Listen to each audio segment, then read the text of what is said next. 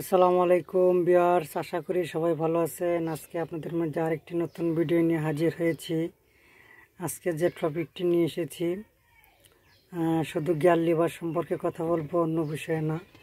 এখনও যারা যারা আমার চ্যানেলটি সাবস্ক্রাইব করেনি তাড়াতাড়ি সাবস্ক্রাইব করে বেল বাটন বাজিয়ে দিন বা অল করে দিন পরবর্তী নোটিফিকেশন পাওয়ার জন্য। আমার চ্যানেলে গিয়ার নিয়ে অনেক ভিডিও আছে, তাও গাড়ি ড্রাইভিং বিষয়ে নতুন নতুন ভিডিও সম্ভব না, একই জিনিস বারবার রিপ্লে করে দিতে হয়। যারা যারা নতুন গাড়ি চালাতে শিখতে ইচ্ছুক তারা অবশ্যই ম্যানুয়াল গাড়ি দিয়ে শিখবেন। ম্যানুয়াল গাড়ি দিয়ে শিখলে পৃথিবীর সব গাড়ি চালাতে পারবেন, অটো গাড়ি দিয়ে শিখবেন না। অটো গাড়িতে চালানো শিখলে শুধু একমাত্র অটো ছাড়া ম্যানুয়াল গাড়ি চালাতে পারবেন না। এটিকে ড্রাইভিং ভাষায় গিয়ার লিভার বলা হয়। আপনার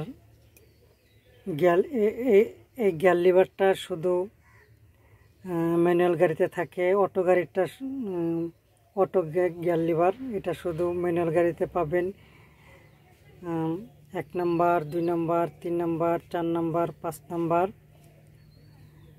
হচ্ছে 5 হচ্ছে টপ গিয়ার, আর হচ্ছে রিভার্স, আর হচ্ছে ব্রেক। আর দিলে শুধু পিছনে যাবে। ফার্স্ট গিয়ার হচ্ছে 1, second gear 2, third gear 3, fourth gear 5 হচ্ছে টপ। আপনার ফুল ক্লাচ চেপে এই দেন। এখন এই মাঝামাঝি বরাবর আছে, মাঝামাঝি বরাবর হচ্ছে নিউট্রাল, মানে গিয়ার ফ্রি। সামনেও যাবে না, পিছনেও যাবে না, নিউট্রাল। আপনি মাঝখান থেকে যেদিকেই নেন, এই ফুল বামে নিয়ে এই পিছনে দিলে এই হচ্ছে 1 হচ্ছে ফার্স্ট গিয়ার। আপনার 1 দিয়ে শুরু করা লাগে, তারপরে আপনি যখন আরেকটি স্পিড বাড়াবেন তখন 1 থেকে এই হচ্ছে 2 থেকে তারপরে যে পিছনে 1 গাঁট নিব, এই পিছনে ছেড়ে দেব, এই হচ্ছে 3 থেকে তারপরে আবারই 1 গাঁট সামনে নিব, এই হচ্ছে নিউট্রাল থেকে ফুল ডানে নিয়ে উপরে ছেড়ে দেব, এ হচ্ছে 4 থেকে আমি যদি টপ গিয়ার পাশে নিতে যাই তাহলে আবারই ফুল ক্লাচ করে ফুল ডানে নিয়ে পিছনে তুলে দেব, এ হচ্ছে 5 হচ্ছে আপনার টপ গিয়ার। তারপরে আমি যদি ব্যাক গিয়ারে নিতে যাই তাহলে যে আর হচ্ছে রিভার্স, তাহলে ফুল বামে নিয়ে উপরের দিক ছেড়ে দেব, তাহলে হচ্ছে আর হচ্ছে ব্যাক গিয়ার।